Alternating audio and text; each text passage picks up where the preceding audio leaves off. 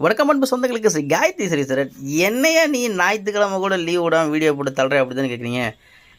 நம்ம ஒரு வேலைன்னு இறங்கிட்டோம்னா ஞாயிறு திங்கள்னு பார்க்கக்கூடாது. நம்மளை நம்பி ஒருத்தர் கொடுத்துருக்காங்கன்னா அவங்களுக்கு நம்ம விசுவாசமாக பண்ணுறது தான் நம்ம ஸ்ரீ காயத்ரி சர்வீஸ் சென்டர். இது வந்து V-Guard VIC 10.V3 மாடல் சரிங்களா. இது வந்து பார்த்திங்கன்னா IGBT 2-3 தடவை போட்டு போயிட்டே தான் இருக்குது, நிற்கிறது இல்லை சார் அப்படின்னு சொல்லி கொடுத்துருக்காங்க. ஜஸ்ட் நம்ம நண்பர் தான், ஒரு மெக்கானிக்கல் தான்.